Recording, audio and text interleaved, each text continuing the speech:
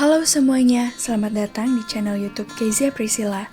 Di video kali ini, saya akan membahas dari tugas UAS mata kuliah Educational Psychology. Pembelajaran online pada masa pandemi COVID-19. Pemindahan kegiatan belajar dari sekolah ke rumah ini sebagai upaya untuk menjaga jarak sosial. Pembelajaran di masa COVID-19 ini merupakan sebuah tantangan yang harus dihadapi dan ditaklukkan oleh semua pihak, baik guru, siswa, maupun orang tua siswa. Pembelajaran di masa pandemi COVID-19 menciptakan pemikiran yang lebih terbuka bagi para guru maupun siswa. Dan orang tua siswa tidak hanya mencoba berbagai aplikasi maupun metode baru, namun juga telah menciptakan empati baru antara orang tua dan guru. Guru menyadari pentingnya peran orang tua untuk menyukseskan pendidikan anak, dan orang tua sadar betapa sulitnya tugas guru dalam mengajar anaknya, dan saat ini para orang tualah yang menjadi garda terdepan untuk membimbing proses kegiatan belajar hingga pandemi ini berakhir. Sistem pembelajaran dalam jaringan dengan memanfaatkan perangkat teknologi informasi dan komunikasi menjadi salah satu metode pembelajaran yang dilakukan selama masa pandemi COVID-19 ini. Meski begitu, tidak sedikit juga yang mengalami beberapa kendala sepanjang menjadi pembimbing dalam pelaksanaan belajar online di rumah, mulai dari kendala eksternal maupun kendala internal. Kesulitan yang pertama yaitu dari kendala eksternal. Kendala eksternal lebih banyak didominasi oleh jaringan internet yang tidak mendukung ataupun kondisinya yang lemot. Keterbatasan fasilitas berupa sulitnya mengakses internet. Ada beberapa anak yang sulit mendapat sinyal yang bagus.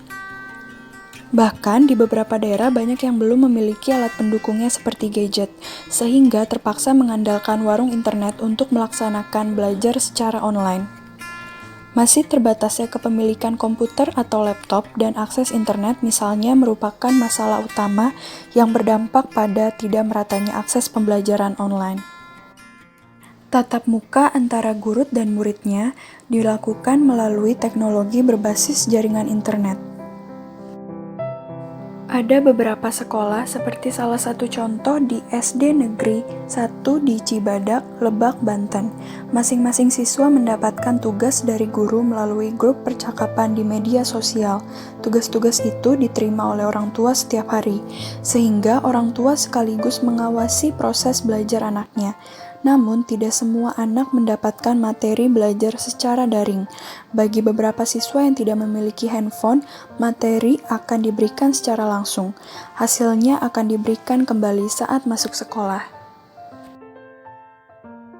Ditinjau dari beberapa provinsi, semakin terpencil provinsi tersebut, maka semakin kecil persentase siswa yang mendapatkan pembelajaran via online. Di Jawa Timur, 40% responden menyatakan anak mereka mendapatkan pembelajaran daring. Di NTB, pembelajaran online kurang dari 10%, dan di NTT kurang dari 5%, selebihnya melalui offline buku dan lembar kerja siswa. Lalu yang kedua adalah kendala internal.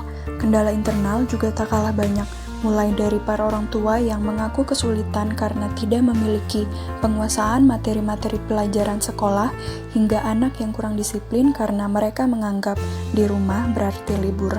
Beberapa orang tua yang memberikan pengajaran langsung kepada anaknya setiap hari, selain memberikan fasilitas yang memadai, kedisiplinan, selain itu, perubahan suasana hati atau moodi anak dalam belajar online juga menjadi hal penting lainnya yang perlu dijaga. Lantaran tugas sekolah yang terlalu banyak sehingga menimbulkan rasa bosan pada anak, dan ia ingin cepat sekali kembali belajar di sekolah, sehingga mereka bisa bertemu dengan teman-temannya. Dan apa yang dialami ini biasanya oleh anak-anak di bawah umur 12 tahun yang duduk di bangku PAUD, TK, dan SD. Belajar dengan metode daring ini sangat membutuhkan daya tangkap yang cepat.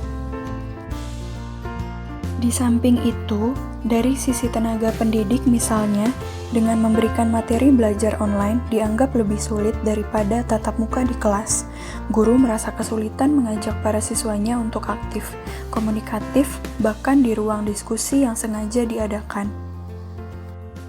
Pengaruh pekerjaan dan pendidikan orang tua ke akses belajar online.